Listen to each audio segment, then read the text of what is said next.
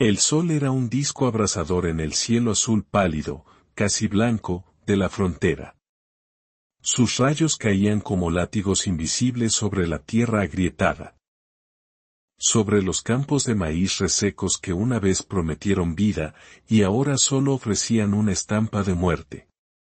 El viento, un soplo constante y desolador, arrastraba consigo partículas de polvo fino. Tan penetrante que se adhería a la piel, a la ropa, y se colaba por cada rendija de la pequeña casa de madera donde la familia de Juan intentaba sobrevivir.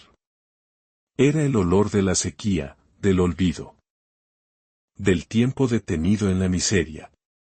La casa misma era un fantasma de lo que pudo ser, tablas de madera carcomidas por los años y la humedad. Con espacios entre ellas por donde se colaba la luz inclemente del día y la oscuridad gélida de la noche. El techo, una lámina de zinc oxidado. Mostraba agujeros por donde las pocas gotas de lluvia se atrevían a caer, marcando manchas oscuras en el piso de tierra apisonada.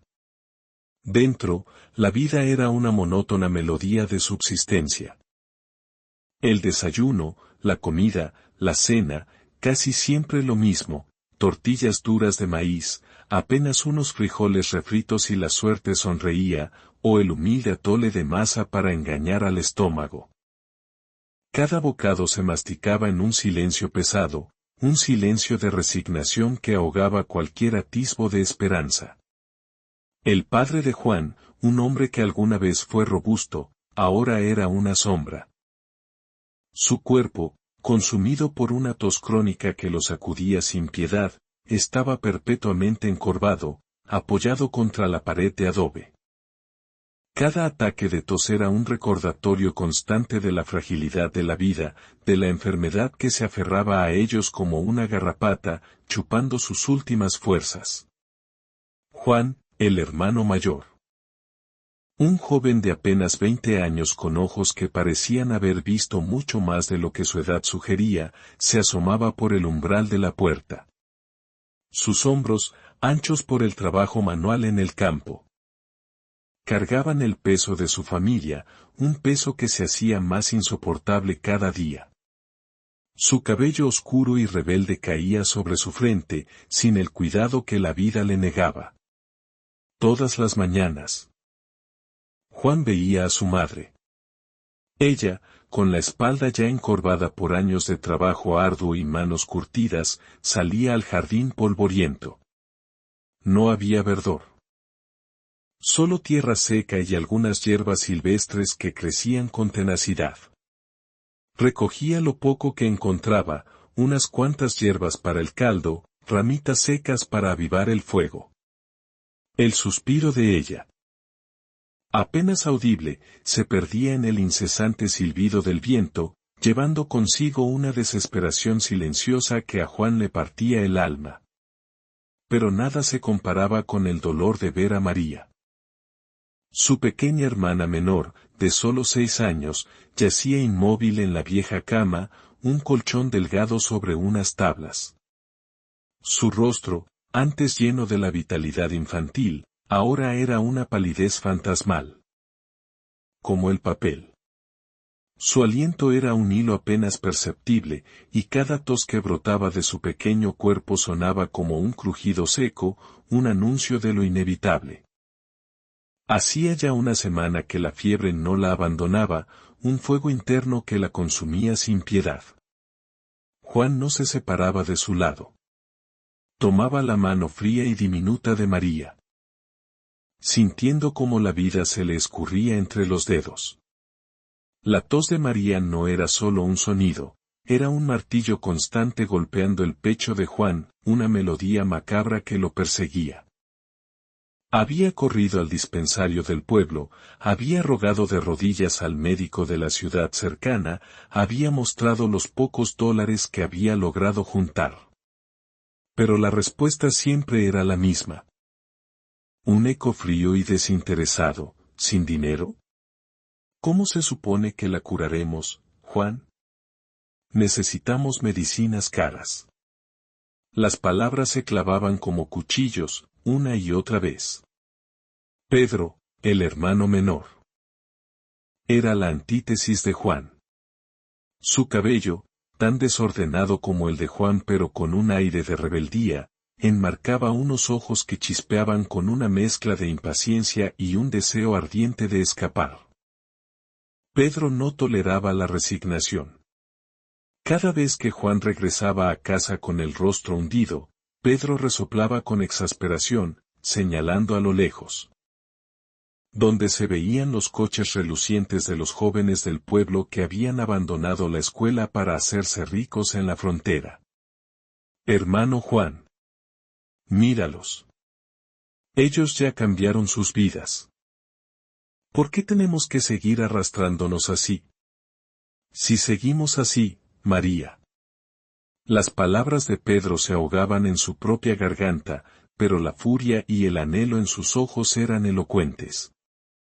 Desafiaban a Juan, a su estoicismo, a su paciencia infinita.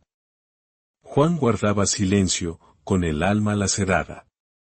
Sabía que Pedro tenía razón, que sus palabras eran la verdad brutal que lo atormentaba. Pero ese camino era un abismo, un pozo sin fondo de oscuridad y violencia. Una tarde opresiva, el sol ya comenzaba a teñir el horizonte de tonos rojizos y anaranjados. Juan estaba concentrado en reparar la parte del techo que goteaba sin cesar. Los crujidos de la madera vieja llenaban el aire. De repente, un sonido inusual. El motor potente y silencioso de un vehículo que no pertenecía a ese lugar, rompió la monotonía. Un todoterreno negro brillante, inmaculado. Asombrosamente limpio para las carreteras polvorientas y llenas de baches de la zona, se detuvo sin previo aviso frente a su humilde hogar. El contraste era brutal. La puerta del vehículo se abrió con un suave clic, y de él emergió un hombre corpulento, vestido con un traje de lino impecable que parecía recién sacado de una revista. En su muñeca, un reloj de oro macizo destellaba bajo la luz moribunda del sol, y su cabello, engominado y pulcro, brillaba con un lustre artificial. Se presentó como el jefe. Su voz, grave y rasposa, poseía una autoridad innegable, cada palabra resonando con el peso de la ley en ese lugar sin ley. Sus ojos, fríos y calculadores, examinaron con una velocidad alarmante la precaria vivienda y los rostros marcados por la pobreza de Juan y Pedro, como si estuviera evaluando su valor, su desesperación. He oído que tienen algunos problemas, Juan, dijo el jefe, su tono, aunque medido, sonaba como una declaración absoluta, ineludible. ¿Puedo ayudarlos? Tengo una oportunidad. Una oportunidad para cambiar sus vidas. Solo necesitan valor. Juan frunció el ceño, su mandíbula tensa. Conocía bien el nombre del jefe. Era el señor de los traficantes de drogas. El nombre que se susurraba con miedo y reverencia en toda la región fronteriza. Un nombre que representaba una maldición y a la vez una promesa de un poder oscuro. No queremos involucrarnos en esas cosas, el jefe, respondió Juan, su voz, sorprendentemente firme, contenía una mezcla de desafío y temor. El jefe soltó una risa seca. Un sonido áspero que denotaba desprecio y una autocomplacencia inmensa. Su mirada, llena de burla, se detuvo un instante en los ojos de Juan antes de arrojar al suelo, con un gesto casual, un grueso fajo de billetes de $100. El papel verde se desparramó en la tierra. Esto es dinero para la medicina de María. Considérenlo un regalo de bienvenida. Pueden aceptarlo. Pero recuerden, después, la deuda será mucho mayor. Sin una palabra más, se dio la vuelta y se metió en su coche, dejando a Juan y Pedro inmóviles, congelados por la sorpresa y el pavor. Pedro, con los ojos como platos, se apresuró a recoger el dinero, Sus dedos temblaban mientras palpaba los billetes. Una codicia feroz se encendió en sus ojos. Hermano Juan. ¿Lo ves? Con solo asentir. Lo tendremos todo. Mira cuánto dinero. Esa noche, el infierno se desató en la pequeña casa. La fiebre de María se disparó, su cuerpo diminuto ardiendo como una brasa. Deliraba. Su pequeña voz apenas un susurro llamando el nombre de Juan una y otra vez en su inconsciencia. Juan la abrazó con fuerza, sintiendo el débil y errático aliento de ella en su pecho. Un aliento que se hacía cada vez más tenue. En medio de la desesperación, corrió al pequeño hospital del pueblo, con el fajo de dinero que el jefe le había dado apretado en la mano. Su corazón latía con una mezcla frenética de esperanza y terror. Pero ya era demasiado tarde. El médico, con una expresión de profunda pena que se reflejaba en sus ojos cansados, negó con la cabeza lentamente. Lo hemos intentado todo, Juan. Si la niña hubiera llegado antes, quizás. Su voz se quebró. Las palabras del médico, simples y devastadoras, cayeron sobre Juan como un rayo. Miró a María, sus ojos cerrados para siempre, la inocente sonrisa que una vez iluminó su rostro apagada por completo. Su piel, antes pálida, ahora era de un gris ceniciento. Un dolor indescriptible, tan agudo que no podía llamarse por su nombre, oprimió el pecho de Juan, robándole el aliento. El arrepentimiento, la impotencia y una furia silenciosa hacia sí mismo por no haber podido hacer nada, lo consumieron. Cayó de rodillas junto a la cama de su hermana. Sus lágrimas ardientes mezclándose con el sudor frío que le empapaba la frente. Pedro estaba allí, en la puerta, pálido como la muerte, sus ojos secos y vidriosos. Pero sus hombros temblaban incontrolablemente, traicionando su dolor. Durante los días del funeral, Juan era una sombra, un alma errante. No hablaba, no sonreía, no comía. Solo se hundía más y más en la amargura y el resentimiento. Veía a sus padres, marchitos por el dolor, sus cuerpos encorvados bajo el peso de la pena. Y miraba a Pedro. Con una mirada que contenía tanto la profunda tristeza compartida como una explosión contenida, un fuego latente en sus ojos. Una noche, bajo la luz tenue y fantasmal de la luna, Juan se dirigió al pequeño cementerio del pueblo. Se sentó junto a la tumba recién cavada de María, la tierra aún fresca, húmeda por las lágrimas y la poca lluvia. Acariciaba la tosca lápida de piedra con sus dedos ásperos. El viento frío le calaba hasta los huesos, susurrando secretos del más allá. De repente, el crujido de pasos detrás de él. Pedro estaba allí, de pie, en silencio. La silueta de su hermano se recortaba contra la palidez de la luna. Hermano Juan, dijo Pedro, con la voz ronca, rota por el dolor contenido. ¿Hasta cuándo vas a permitir que nuestra familia sufra así?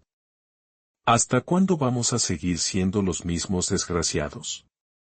María. María no morirá en vano si podemos proteger a nuestros padres. Si podemos darles algo más que esta miseria. Juan se puso de pie, dándole la espalda a la tumba de su hermana, su mirada clavada en la de Pedro. Ya no había rastro de debilidad en sus ojos. Solo una frialdad y una determinación aterradoras, forjadas en el fuego del dolor. Sabía lo que tenía que hacer. El camino que había temido, ahora era el único camino posible. No por codicia. No por poder, sino por su familia. Por María. Pagará el precio de su impotencia, y el precio de la muerte de su hermana. Está bien, Pedro, dijo Juan, su voz era un gruñido bajo, áspero. Como si cada palabra fuera arrancada de lo más profundo de su ser. Su mandíbula estaba apretada. Lo haremos. Iremos por ese camino. Pero tengo una condición, y quiero que me escuches bien. Tienes que obedecerme absolutamente. Cada orden, cada movimiento. Y no te atrevas a involucrarte más de lo necesario. Esto es por la familia. Para que podamos, por fin, salir de este maldito infierno. Pedro asintió, sus ojos brillando con una esperanza nueva y peligrosa, una luz que él creía ver en la oscuridad. No sabía que esa luz era también la primera chispa de un sendero cubierto de sangre y lágrimas, un camino sin retorno. A la mañana siguiente, el sol ya alto en el cielo. Juan y Pedro se encontraron con el jefe en el mismo lugar de la primera oferta. El hombre sonrió, una mueca de triunfo que revelaba su satisfacción. Sabía que volverían. No tienen otra opción. Los llevaron a un viejo almacén en las afueras del pueblo, un lugar lúgubre, con un olor acre a gasolina, aceite rancio y el inconfundible tufo a pólvora. En un rincón, bajo una luz tenue que se filtraba por una rendija en el techo, estaba estacionado un viejo Ford Fairlane. Su pintura era de un rojo intenso, casi sangriento. Pero estaba descascarada en varios puntos y el metal mostraba parches de óxido. A pesar de su apariencia desvencijada, el coche poseía una extraña terquedad. Una resistencia silenciosa que lo hacía imponente. Este será su compañero, dijo el jefe, golpeando el capó con una mano enguantada. La gente lo llama el carro rojo. Un nombre que ya trae consigo una leyenda. El coche no era hermoso, ni lujoso, pero era el símbolo de su nuevo comienzo, el inicio de una vida que se teñiría de peligro y secretos. La mercancía se ocultará en un compartimento secreto bajo el piso del coche, el jefe instruyó, su voz fría y monótona, mientras señalaba con el pie el lugar. Tienen que transportarla a través de la frontera y entregarla a mi gente al otro lado. Los códigos de acceso cambiarán, estén atentos. Y recuerden bien esto, cualquier error, cualquier pequeña falla. Ya saben las consecuencias. Su mirada se endureció, un aviso claro de la brutalidad que les esperaba si fallaban. El primer viaje comenzó esa misma noche. Bajo un cielo salpicado de estrellas indiferentes. Juan, con las manos apretadas al volante, sentía el pulso de la máquina bajo sus dedos. Pedro, sentado a su lado, sostenía la pequeña pistola que le habían dado, escondida bajo el asiento, su mano temblaba ligeramente. El carro rojo rugía, su motor vibrando, mientras avanzaba por el camino de tierra irregular, lleno de baches y piedras. A ambos lados del camino, solo había siluetas fantasmales de cactus resecos y la oscuridad insondable del desierto. El chirrido incesante de los grillos llenaba el aire. Y de vez en cuando, el aullido lejano y escalofriante de algún animal salvaje, intensificando la sensación de aislamiento y terror. Juan sentía cada sacudida del coche. Cada crujido sordo de la mercancía oculta bajo el piso. Su corazón latía con fuerza, un tambor desbocado en su pecho, amenazando con salirse. Pedro, aunque en silencio, no dejaba de temblar. Cada luz que aparecía a lo lejos los hacía sobresaltar, sus cuerpos se tensaban al máximo. La patrulla fronteriza era una amenaza constante. Sus luces rojas y azules podían aparecer en cualquier momento. Y las bandas rivales, con sus propios intereses y su sed de sangre, también acechaban en la oscuridad. Hubo momentos en que tuvieron que apagar las luces del coche, sumergiéndose en la oscuridad total, para desviarse por senderos aún más oscuros y polvorientos. evadiendo una camioneta de la patrulla que se acercaba. El sonido del motor se acercaba, luego pasaba de largo. Juan y Pedro contenían la respiración, sus pulmones ardían. Solo cuando el sonido se extinguió por completo en la distancia, se atrevieron a exhalar un suspiro tembloroso de alivio.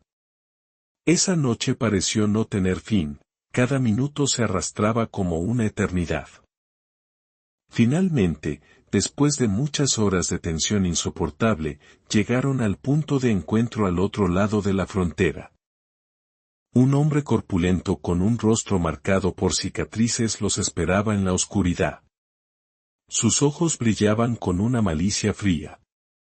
Revisó la mercancía con un gesto brusco. Asintió con la cabeza y le entregó a Juan una bolsa de lona gruesa, pesada, llena de billetes.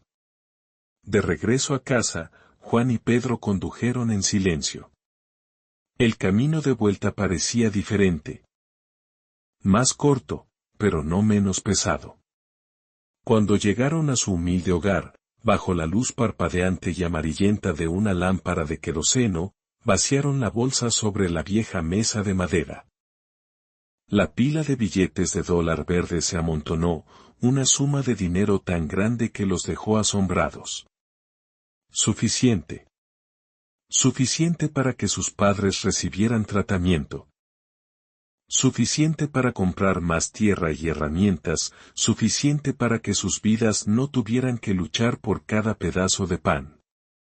Pedro soltó una risa seca. Un sonido ahogado que apenas era reconocible. Lo logramos, hermano Juan. Lo logramos. Quería gritar de alegría, quería saltar, pero la risa se desvaneció rápidamente, reemplazada por un vacío extraño y helado en su interior. Juan miró la pila de dinero, pero su mirada los atravesaba, dirigiéndose hacia la tumba recién cavada de María. La tierra aún fresca y húmeda. Dinero. Sí, eso era lo que habían buscado, lo que necesitaban para sobrevivir. ¿Pero a qué costo? A costa de riesgos mortales. De cruzar una frontera moral de la que no había retorno, de convertirse en parte de un mundo que él detestaba desde lo más profundo de su ser. Sabía que habían cambiado para siempre. Ya no eran campesinos pobres e inofensivos. Ahora, eran transportistas, miembros no oficiales del inframundo, con las manos manchadas de una suciedad que el agua no podría limpiar.